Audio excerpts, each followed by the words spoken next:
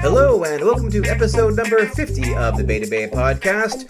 Wow, it's episode 50. I can't hardly believe it. It is amazing. You know, iTunes is littered with hundreds or thousands or tens of thousands or maybe even hundreds of thousands of podcasts where there's only like 10, 20 episodes, something like that. But here we are, episode 50. Now, I'd wanted to do an episode every week. That's just not possible. But I've been doing at least maybe one a month or two a month, and I'm going to keep on doing them as I meet people who are really interesting and have stories that I want to share with the wider world. So for episode 50, I'm very pleased to have Ben West as my guest. Now, Ben is the founder of a company called Joyline Homes, and they have an amazing product that solves the really pressing problem for so many people in the greater San Francisco Bay Area and California and many other places in the world, which is the cost of housing. It is ridiculously expensive to build housing, even affordable housing, whatever that means, here in the area. But Ben West of Joyline Homes, they have an amazing solution, and it really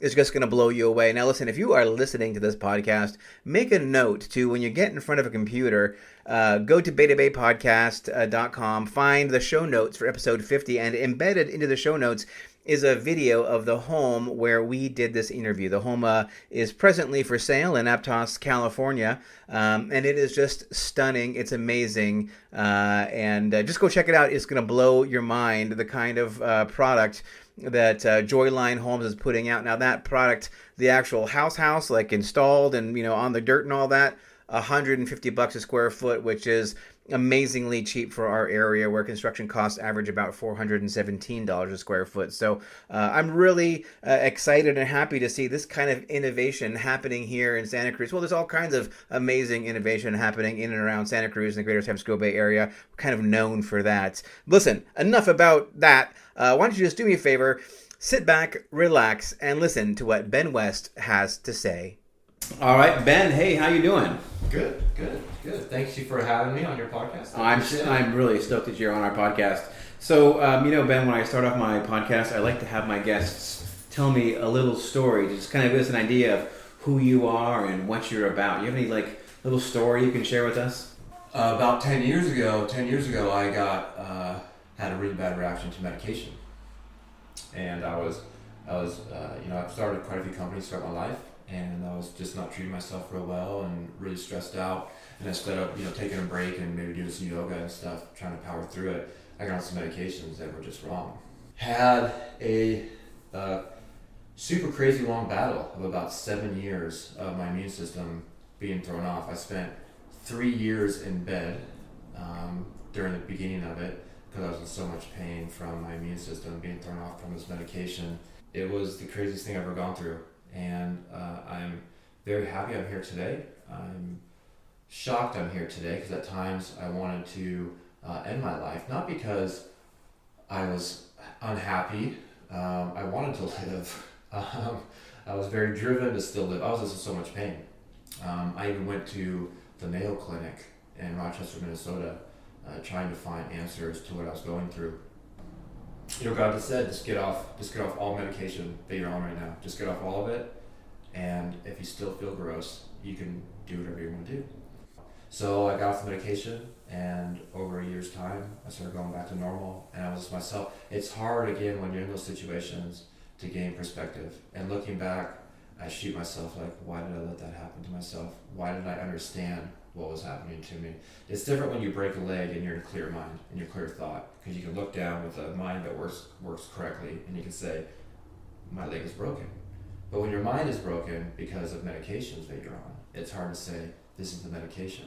And when you have a lot of doctors telling you at the same time, saying, hey, this medication is what's helping you, you just don't know any better. And so sometimes you put a lot of faith into people when really you need to be your best advocate. So that's a long story. So basically got through all of that, and when I got out of that and I was basically on death's doorstep, I realized that the way I was living my life before was not making me happy.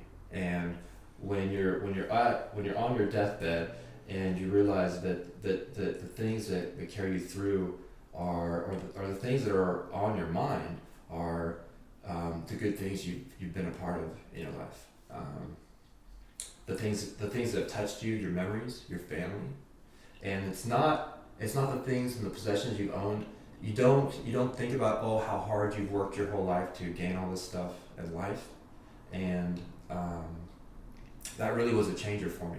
So once I started feeling better and got a good foundation underneath me again, I wanted to try to do something. I didn't know what I wanted to do for my career yet. I just knew whatever I wanted to do, I wanted to make an impact in the world. Something that did good. I felt that I spent the first 30 years of my life taking, for the most part, and I wanted to do something to give back. And I just didn't know yet. I thought about doing like missions overseas, working with maybe some animal sanctuary stuff. Got involved with a bunch of like homeless projects in Portland, where I'm originally from. I came down to California because I wanted a change of scenery.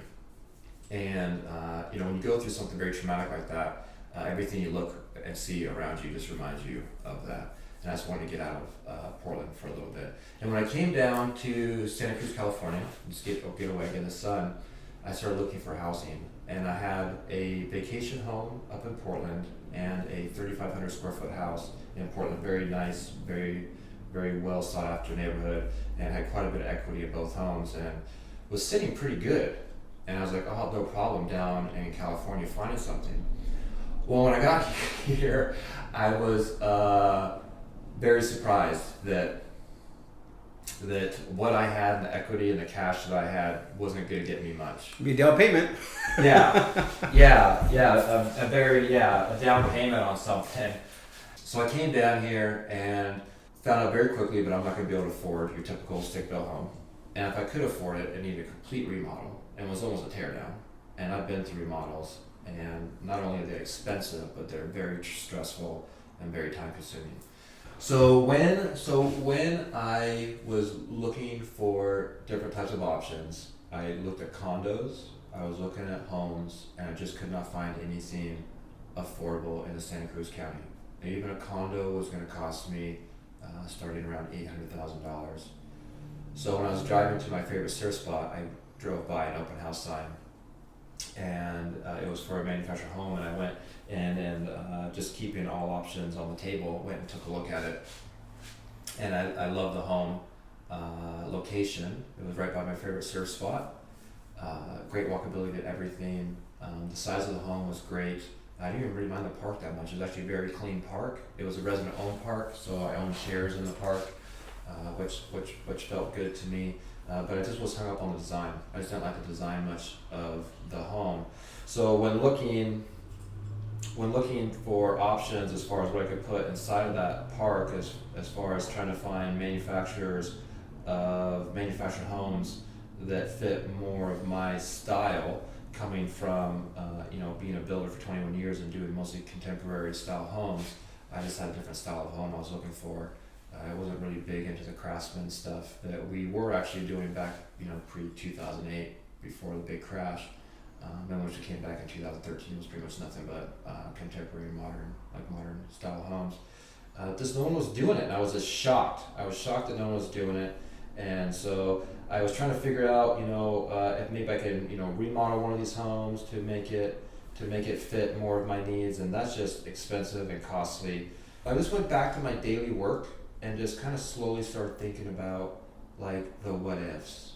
Could I start manufacturing homes that were modern and more to my likings? And I knew that living in Portland and doing a lot of my business up there in Portland, a lot of my builds up there in Portland, I knew there was a market for people wanting modern homes, because that was pretty much all we were doing. So I just went back to my daily work, started thinking, started playing around with it, started making some kind of like minor calls here and there, and it slowly started progressing to something where I thought it might be more of a possibility. Had some very important meetings, flew out, met up some factories, started talking about what the possibilities of this was, saw that it could be a reality, really then at that point dove in head first and started the design process of our first model home. At that time, I didn't have a company name or what I was going to do. I was almost thinking I was almost going to just do it for myself, just a one-off.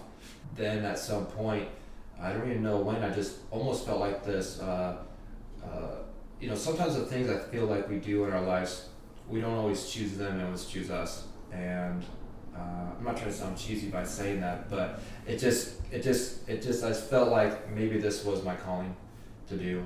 I had a lot of friends, not only in my own personal story with trying to find a place to live in Santa Cruz County, I just had a lot of friends in the area as well that were saying, so many similar stories I would hear with friends or people I'd meet that you'd be like, yeah, we make $100,000 a year. I mean, we're making a 6-figure income, and we live with 5 other people. I share a bedroom with someone. Or couples that there was 3 sets of married couples living in one house trying to save. And even at the rate they were saving, with appreciation growing as quickly as they could, even though Santa Cruz County is a little bit slower, I don't know what it's at right now.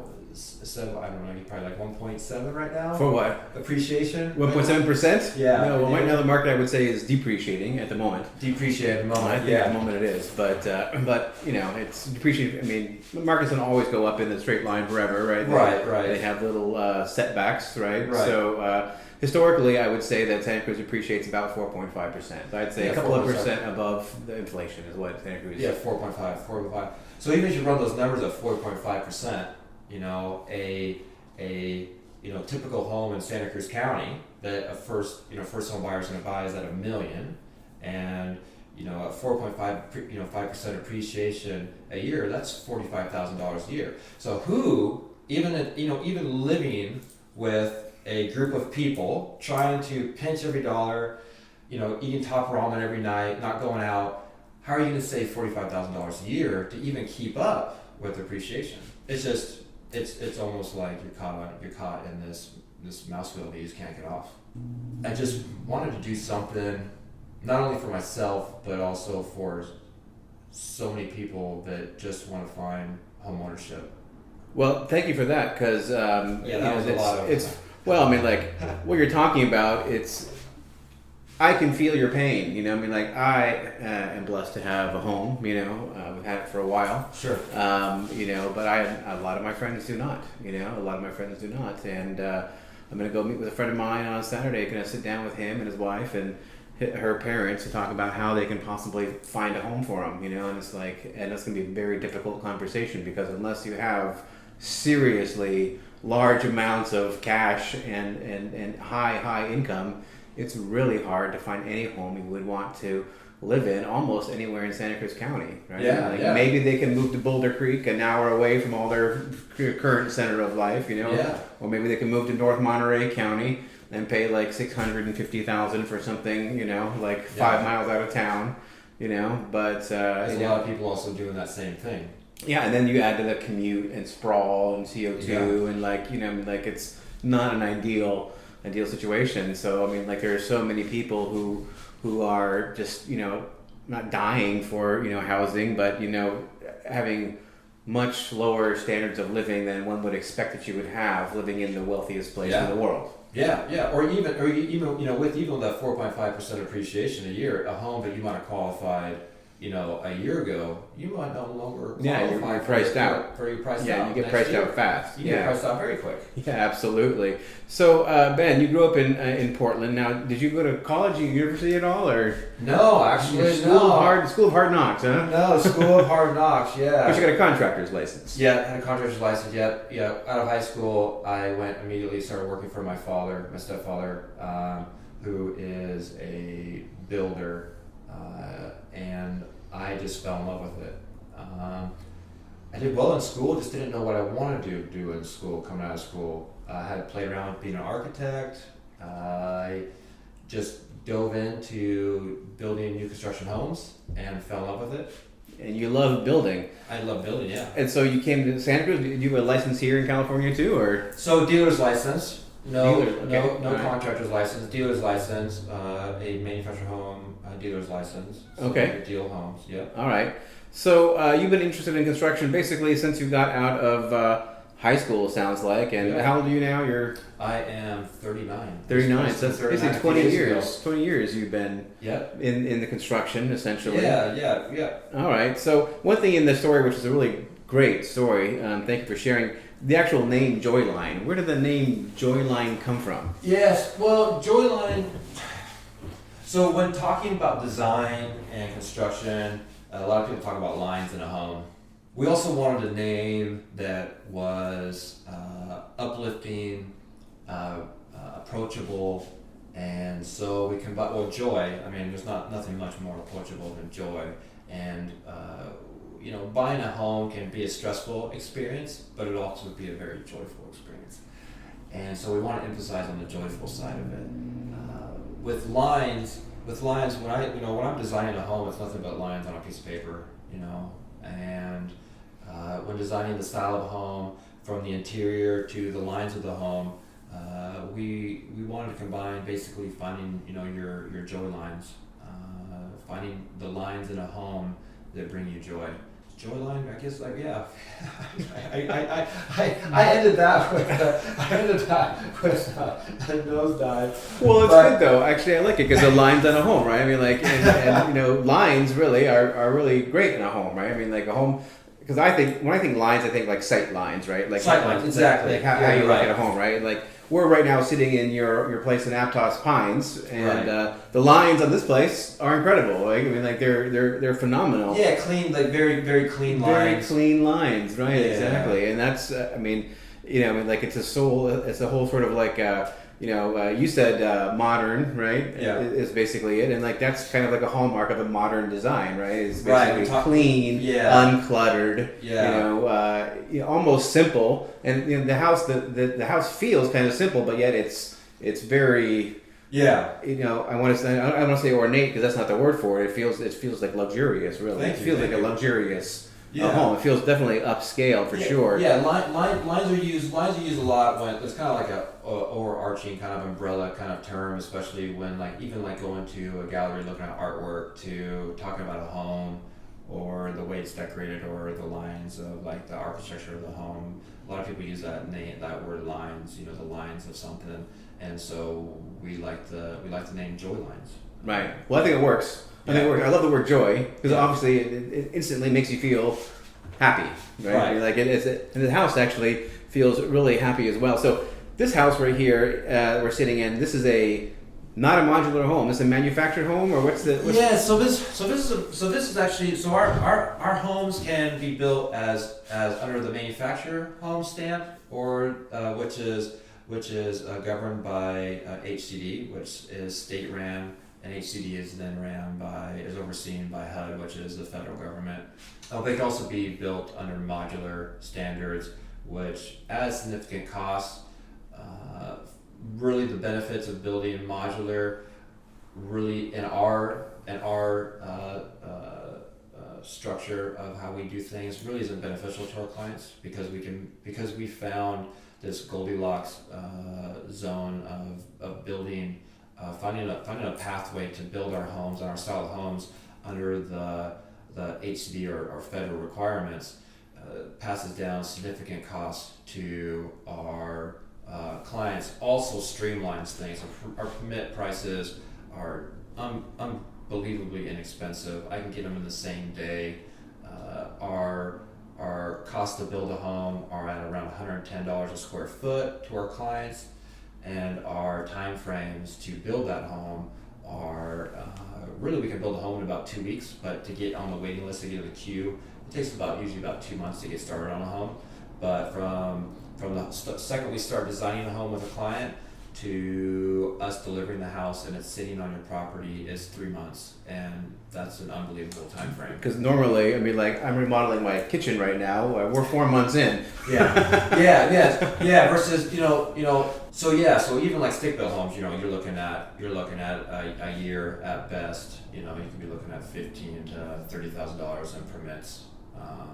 And tons of headache. Our pathway to having a home on your site is very streamlined with limited, if not any, unforeseen. It's very clean, and it's well appreciated.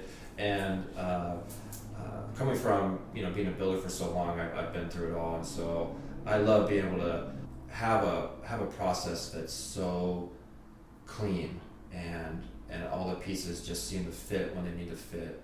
There's so much less headache that is put on to us as a contractor or providing a home, which also puts a lot less headache on the consumer of the product. So this is a manufactured home, which like mobile homes are no longer called mobile homes; they're called manufactured homes. Yeah, I was saying it was like 1976. Right. It was kind of the Wild West back then. Right. Yeah, you get away with anything, and that's where HUD came in. The federal government, saw that there was a real possibility for affordable housing with manufactured homes. What at the time was mobile homes, but it was just the Wild West. There was no regulations put in place. You could do just about anything that you wanted to, and just pass it off to consumers. And they wanted to protect consumers, because especially a lot of people that are looking for affordable housing don't always have the means, and can also be taken advantage of very easily, if it being elderly people or people that just have low income and can't afford lawyers and that kind of stuff to go after some of these issues that come up with some of these homes. So the HUD got involved, which is federal government, and put a lot of building standards on all the homes, and continues to always update these building standards and keeping up to date with the standards of our times. Even with here in California, all homes happen to have solar power.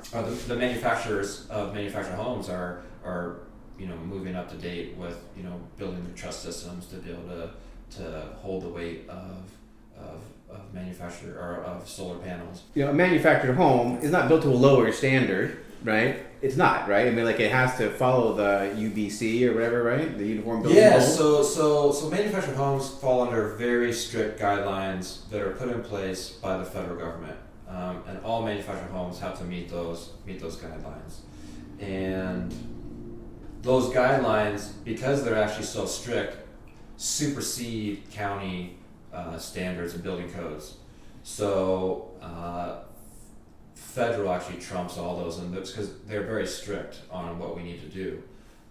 So this is not a mobile home at all. This is on a foundation, right? This is this is on a concrete perimeter foundation, or what kind of foundation are we sitting on here? So this is actually in a manufactured home park, you can put a concrete foundation on.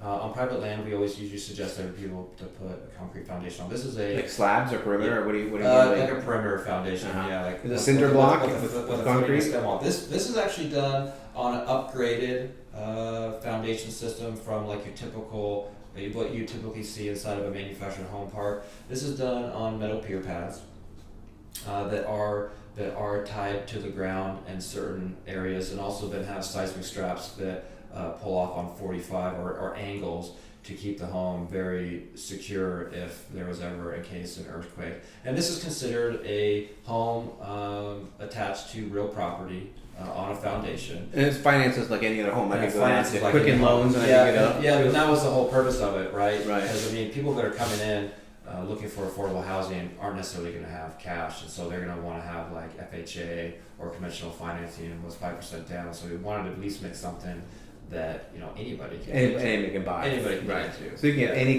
kind of normal loan that you can get for any house. You can get for this house as well. So now, what does Joyline do different than other manufactured home builders? Is there what's your angle? Yeah. So with manufactured, like the typical manufactured home right now, well, for one, they're all done craftsman style, and your options that are given to you are limited, and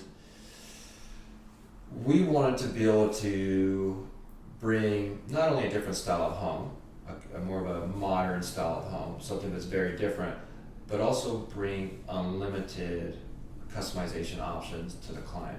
So even if our factory can't do it with the options we have at our factory, there is a high amount of customization options that we can straight out of the factory. We would prefer to do as much as we can out of the factory just to keep costs down for the client.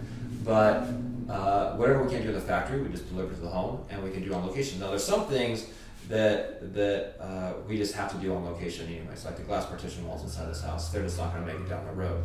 We always like to joke around and say our houses have to go down, our houses kind of have to experience like an earthquake and a hurricane at the same time to make it down the road to get to their location, right? Because they're going down the road at 60 miles an hour while they're bumping and bouncing all over the place. So things like our glass partition walls wouldn't make it. You know? Right. Things like the siding on the exterior of it just can't make it. So stuff like that, especially, we have to do on location. But if a client wants, in particular, like special custom cabinets built, or if there's flooring that just our factory just doesn't offer, or if they want to change exterior walls or interior walls, or have, custom lighting that just came out, that's hot, new on the market, from radiant floors to solar panels that power the home. We want to just offer everything. We want our clients to see our homes as blank canvases. Let our factory do like the heavy lifting, get the structure of the home built. And if someone's on a much tighter, limited budget, we can have the factory do mostly pretty much 95% of the home within the factory, which can really drive the prices down. And if we have clients that really have much more specific tastes in mind, or have a much higher budget, that we can do stuff on location to fit that customer's needs. We can do a lot of it in the factory too, but again, a lot of it just can't make it down the road. We're just forced to do it on location. Well, when you buy a home, like it comes, you say from the factory, does it come like with the walls textured and drywalled and painted and the lights installed? There's kitchen cabinets in the bathrooms. Yeah. So the homes, all that's done in the factory. So the homes pretty much come 95% finished, right? The rest of the 5% is stuff like, because it does go through a little bit of abuse going down the road, we have to come in and do some minor touches to sheetrock maybe cracking from some of the wind or bouncing down the road. The flooring, we can have the flooring done before it leaves the factory, but I like to do it after that house is on location, so we can have nice fluid flooring that goes through the whole homes instead of having like seams, stuff like that. Stuff like this is very, very minor stuff. The home pretty much comes finished. Once the house is located once the house is at its location, we can have the home actually set on its foundation in one day, but getting the home to where it's a finished product can take a couple more weeks after that to a month. So it's actually very quick. The home is almost finished. But going back to what you were talking about earlier, we want our clients to really put their own personal touches into the home, and we don't want them to have any limitations to that. And with normal manufactured homes, you're very, very limited to what you can do to a home. We have an in-house design team, which is very good working with the clients and trying to achieve what their goals are. Always keeping them budget conscious of what the end price is going to be, because sometimes people really get out of control, and by the time they're done, they're spending a lot more money than they expected price per square foot. Clients can work with our team of in-house designers. We then 3D render and model the home for our clients, so our clients can put on VR glasses or get 3D images of the home before we even drive the first nail, so they can virtually see what their home is going to look like before we even start, which is really cool. We offer that to all of our clients when designing or purchasing a Joyline home. You mentioned that they can pretty much get whatever they want, and that the factory has lots of different options. So how does that look like? Is there a catalog? Is there an app on your phone as you sit down with a CAD program and a designer? What's that like? Yeah, so with the design process, we have our basic models that we offer to our clients. Right now what we have is the pines, and we have two others coming out. One is the juniper, which is about 1,100 square feet, and then we have the cedars, which is around 800 square feet. But the client will see those models and use them as like a basic template, right? From there, we just want them to see them as a blank canvas and start manipulating things to better fit their needs, all the way down to like the finishes. We like to start with the templates because it can kind of seem overwhelming, just kind of going into something new, trying to design something from nothingness. Plus, when we have these templates, they're already 3D rendered, and they can virtually tour these homes. With the design process, we hopefully it takes us about a month period to kind of go through the design process. We pick out the home they want to start with. Then we kind of start going over what their needs are, like how many bedrooms, how many baths, stuff like that. For the most part, we have most of that stuff covered. We can always stretch homes and change and tweak interior walls and window placement, all that kind of stuff.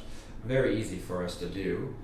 Just different features they're kind of looking for. Because a lot of people are coming to us. They're not professional architects. They just kind of have an idea of what they like or what they've seen, and we are we come from a background of design, and we like to by working with them kind of organically come up with something that is unique to them and what they like. Through that process, we continue to 3D render the home and model it to where they can see the progression of it, and through those stages and that progression, that's kind of this organic progression, we can manipulate and change things to where it becomes exactly what they envisioned, what they want. My past years working with clients is it's hard to visualize things. For me, it's very easy to visualize things and how they're going to be a finished product. And with a lot of people, it's also not that a lot of people can visualize things, but sometimes the way that someone visualizes something versus the way someone else perceives something can produce a different end product, and that can create a lot of headache and stress for not only the contractor but also the consumer, the homeowner. So we really like the offering the rendering and the modeling of the home through the whole process, because our client really truly understands what they're going to be getting, and sometimes when they design something, they realize that it's not quite what they expected in their head, and we can go in and then change those things up. It saves a lot of time and frustration, and it's just good for the overall project and the relationship we can have with our clients. What we also find with it is clients get much more braver, and that's what we really like, right? Because dumping a bunch of money or time or resources into something that's kind of off the wall and just crossing your fingers and saying, okay, let's see how this looks once we're finished and we have all this money into it, is intimidating. And when we can do things through this modeling process, clients tend to get a bit more braver, and we push them towards that way, because for us, I've built and designed so many homes, and it can get monotonous, right? It can get very old, and so for us, we always enjoy scratching our heads trying to make something new work, or trying to do something more innovative, and trying to always push the envelope of what you can do with homes. When talking with clients, we try to comfort them, but at the same time say really this is your home, this is this might not be your forever home, but let's really make something that really fits you, and whatever crazy wild hair ideas you have, anything, just any type of design, or if you just want something simple, just whatever it is, don't feel bashful or intimidated to do it, because for one, we're you're in good hands, and we can work through this whole design process with you, but you're going to be able to see it in 3D modeling, and you're going to know exactly what you get before we even drive the first nail. That's always fun to really do with people. We can even take it a step farther and interior design the home with the client to where they can even pick down to their chandeliers, to the couch that's going to fit in the corner. What's really cool is a lot of these companies that sell actual physical product, like couches and dishes to cabinets and flooring and all these things, we can actually interior design the home with SKUs. And so if you see this home, you want this couch in the corner of your house, we have a SKU to that, and you can just go online and purchase that exact same house we just modeled your home with, to a planter in the corner, to a painting on the wall. We can work with where we have SKUs literally and all that stuff. That's pretty crazy. You're basically taking a virtual space completely and making it real in the real world. That's pretty incredible. And so this isn't really your daddy's manufactured home where it's like, I'm going to get the Ponderosa model and it's going to have like, I'm going to paint it blue or whatever. This is basically a client can come to you and if they can dream it, you can build it in a factory. Right. In a very short period of time. Right. At a remarkably low cost. Right. So these factories, where are these factories? Yeah, our factory is up in the Northwest. We work with one of the largest manufacturers of manufactured homes in the industry. We have contracts with them to build our Joyline models. They're very, very efficient up there. They're building 21 floors a week, which, to give you an idea, the Pines model is a 3-floor home. So they're building, what is that, about 7 of these homes. 7 of these every week. 7 of these homes in a week, yeah. So they're really cranking out. Wow, it's amazing, homes, right? yeah. Because if you think about the man hours to construct 7 homes like this, stick built, the man hours would be. Yeah. How many? I mean, like. Yeah. Well, yeah. Jeez. Thousands of man hours. It's 1,000 man hours, and it's not always just the man hours. It's the overlapping of subs and contractors. Right. Getting in and out. Well, that's the time factor, but the actual hour factor. Yeah, hour factor. In terms of what it costs to do, it's pretty staggering. Now, the construction costs in the Bay Area now. Have you heard this figure? It's now the most expensive place in the world to construct any kind of property, right? So it's $417 a square foot is the average construction.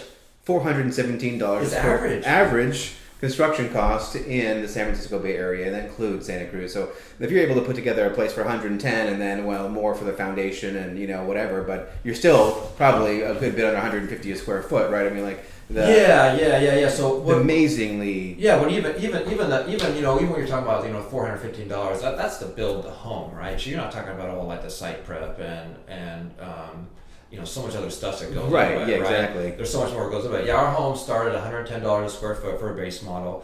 After our construction costs with install, foundation, delivery costs, we like to say it's around $150 a square foot. So yeah, that's hard to touch. That's significantly. You can't touch that. That's I know. significantly. I know you can't touch that. I mean, yeah. Here for our listeners, $350 a square foot construction cost is actually. That's like the bottom rate, right? You're not going to get a home built for really anything less than that, and that's going to be a pretty simple home. It's not going to be a luxury product. No, it's going to be a safe, quality product, but it's not going to be luxury. Yeah, but right? No, you're right. But it's what usually takes a home to the next level is because most homes are the same. I mean, you can play around some different exterior lines of the home but for the most part, they're all boxes, right? And it's what you do with that box from there. From basically, it's your finishings to basically your finishings or your the appliances you have inside the house. So with us, work with our factory. We can produce the home at $110 a square foot. Then really go the next level and use some of the money that you can save to take that home. To that extra 20-30% that really transforms the whole home, right? Right. Because let's face it. I mean, like I'm doing a remodel right now, and like the money is in the finishes, really, and that's where so much of the money is. It's your $800 farm style sink, right? Exactly. Your $300 faucet, your $9 square foot tile, right? I mean, that's where that's really what makes a home a really quality product in the end are the finishes. It is. So why spend such a premium dollar on something that on just like almost like it's like the bread and butter. It's like the very simplest part of a home, which is like the skeleton of it, the structure of the home. Why spend such a premium dollar on that when a factory can build it so much more cost effective, but the end result is exactly the same. Use that money cost savings that you've there to take that home to a level that sometimes people can't necessarily do just because they put so much they have to spend so much price per square foot just to get the box built. Just to get the box built, right? And so it frees up a lot of assets to kind of go with more of these custom finishes that will fit and your aesthetic feel and design, and hopefully produce a home that is your dream home. Let's just say that I had a vacant lot somewhere and I wanted to put one of these things on it, and I happen to own the lot, let's just say, or maybe I don't own the lot. I mean, like, where do I get the money? I mean, it was a financing loan. Can I do FHA 203K renovation loan for this? Are there special programs to get the financing together to have one of these installed on my lot? Or no, that's a good question. So our homes are able to go on any type of property as long as they're buildable, right? So private land or in manufactured. On a hill? Can they go on a hill? Yep, on a hill. Anything. So long as you can put a house on it. Right. Our homes can go on. You just have the foundation set for it. Yeah. So long as you can have a foundation set for a home, our house will go on it. We crane our houses right in, and we crane them right in. Just set them right down. So if I'm on a flag lot and I can't get the truck down the thing, I can just crane that in. Or if your house is down on the hill, we just crane it down. And we just crane it down. down. Just right down on the foundation. Because our homes, they're tied to the ground on a foundation, just like any other home, or built to the standards of any other home. They're considered just real property, and they finance just like any standard stick-built home. Just one home is built on location versus one's built in a factory doesn't change the financing on it. Right. Okay. So Joyline Homes is a new venture for you. How long have you been doing this for? The actual Joyline Homes? So Joyline has actually been. Joyline has been in the works for 3 years, but 2 of those years have been behind closed doors, with not much of a face on the company. Working with factory, getting all of our ducks in a row, getting everything lined up to this point.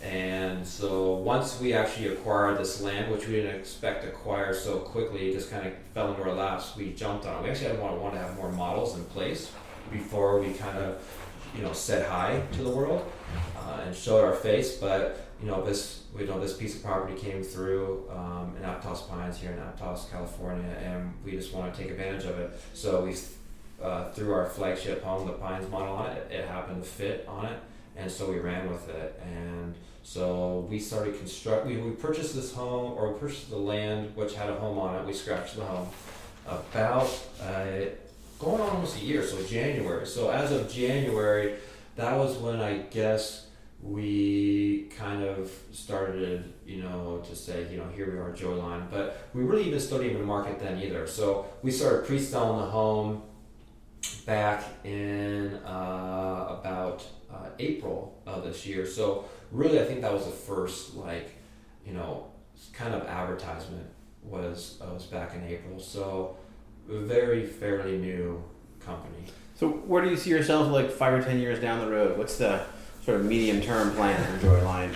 Really, we want to be nationwide with our models, because right now we can only deliver to the West Coast. It's almost like if you were to go from, let's say, the Northwest, let's say Oregon, and draw a line down to San Diego, and then use that almost like a pendulum and drive that pendulum up. Those are kind of the states we can go. We can go even farther, but the prices to ship those homes just don't become cost effective anymore. So we like to be nationwide with our homes and just have more models and different designs, and always continually trying to make our process even more streamlined. Even it's already so streamlined. I don't know how we can make it more, but always trying to make it just easier on our consumer and our client, and just fine tuning what we're doing, what we're trying to offer, getting our message out to more people.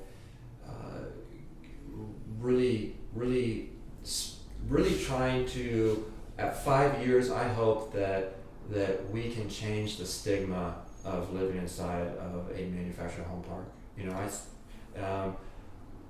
Bringing more affordable housing options to first home buyers or people on a limited budget. Inspiring other companies or other people like myself that maybe have an idea of doing something. I think competition is healthy. I think that right now there's such a huge movement from tiny houses to shipping containers to manufactured homes. Everybody's trying to figure out a way to get affordable housing out to people, and everyone has their own niche. And I just hope that through the growth of Joyline Homes, we can broaden affordable housing to people, open people's eyes up to different options to affordable housing, and realize that you don't have to give up design and quality for affordable. That you can still have those things, and even have like the customization. A lot of times people feel like with customization that all of a sudden the price has to drive up through the roof. And with regular stick-built homes and modular, it does. But we will continue to try to keep those prices reasonable and affordable, and offer all that customization to people. So. All right, that's really cool. Now, one thing in the here and now today, which is a huge opportunity for anybody, any builder really, but I think for you especially, is like accessory dwelling units, right? Because there is a thing where the person already has the land, they have the space. All they need is need an inexpensive way to put a manufactured home on there. Have you looked at that at all? Yeah, so it's something that we always had on, like, in the plan to do. It was a little bit on the back burner until it was always something we were going to do, and we weren't going to get started on those homes for about 6 to 8 months. We were still thinking about larger units. We were still focused on like the family trying to get into a home, which is 3-bedroom, 4-bedroom homes. So a lot of remodels are larger in the 11 to 1,600 square foot range. And what we found was this huge response and inquiry into ADUs. And even though it's something we knew we wanted to do, especially in Santa Cruz County, there is just a ton of people that are really into looking for ADUs in the market right now.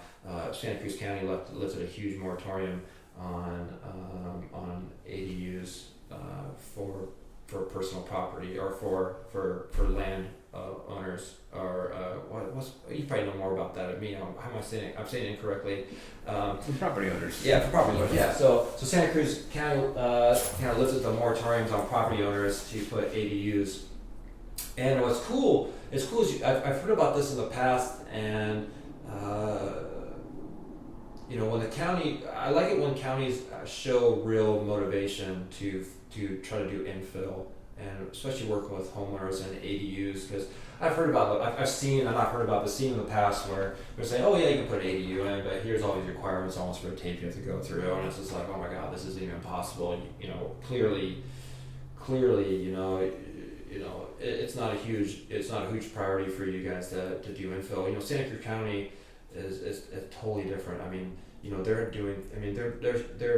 making the process very easy on landowners to do these ADUs, these additional dwelling units, with things like reduced permit costs. For all permits submitted. I mean, $20,000 worth of permits is I've talked to some clients. There's they've been reduced all the way in half to only 10,000, and being able to acquire these permits. They're getting these permits within like 30 days, which is amazing. And setbacks are only at like 3 feet for these ADUs, which is amazing. So you can really cram these ADUs into just about anywhere. So we are designing 3 models right now. One is 400 square feet, and then we have another one that's a little bit larger, up to 800 square feet. But kind of like, because I know, at the same time as well, about maximizing your square foot as well. So some people, will barely be able to fit 400 square foot on there, but some, if they can, they want to maximize that footprint and try to go as big as they can. So, that jump between, or having the options between 400 to 800 I think is a good starting point at that, and we'll just kind of go from there. So yeah, we're excited with the ADU stuff we got going on. Again, that's like a whole new beast with ADUs because you have just these tight little living quarters, but you have to try to maximize your storage and the living situation, because ultimately these are kind of almost studios, maybe with a bathroom with a separate door with like a little loft of a sleeping area up above is kind of a way that a lot of these tiny houses and ADU homes are kind of designed in a way. So it's a different beast for us. We enjoy it because it's very different. We always love a challenge, and so we're excited with the ADUs we have coming out.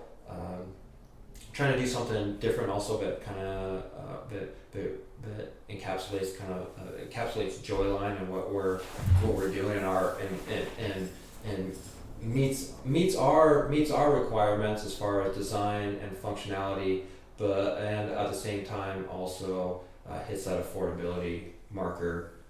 So trying to herd all those cows through that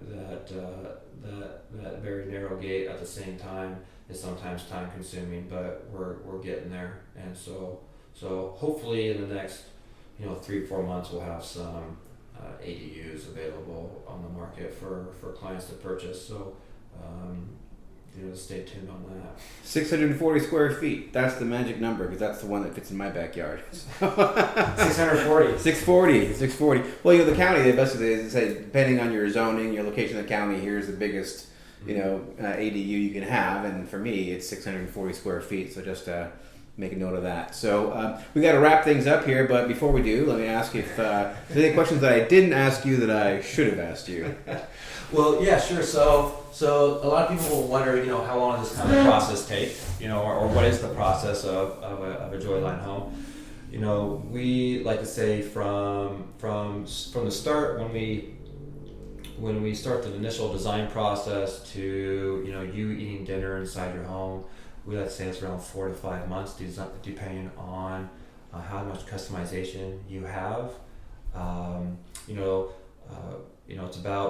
It's about 2 months before we get the house into where we actually start it in the factory. Once we actually start the home, it takes about 2 weeks to finish the home, which is very, very fast.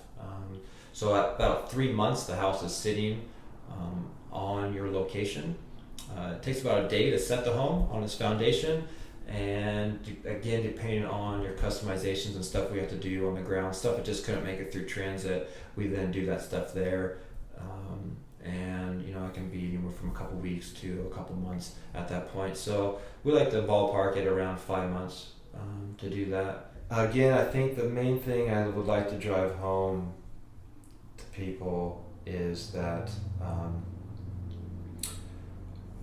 we really want our clients, and I know I've said this a bunch of times, but we really want our clients to see our homes as just blank canvases and really put their own thumbprint on what they need in a home.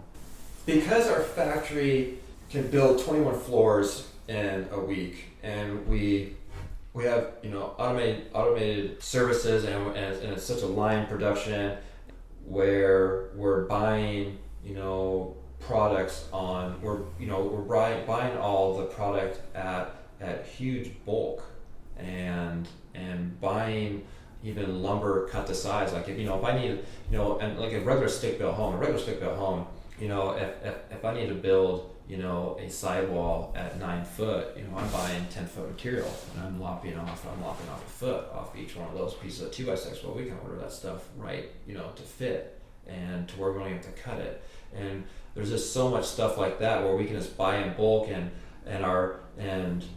there's no wait time that can also cause a lot of price increases. It's just such a streamlined process working with working within a control facility of the factory, that it just really drives down prices tremendously. So if everything is if all the building materials are all screwed together, put together to the same standards, why spend $300, $400 a square foot when our factories can do it at $110 a square foot? You're getting exactly the same end product.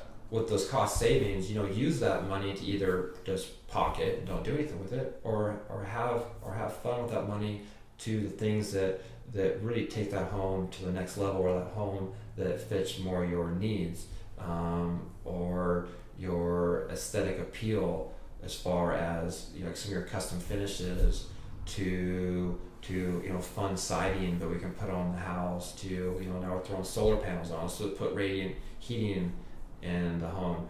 At the end of the day, a house built in a factory, or a stick built house, the end product there is exactly the same. So Ben, how do people get a hold of you? Like let's just say I want to build, I have a lot or whatever, I want an ADU or whatever. How do people get a hold of you?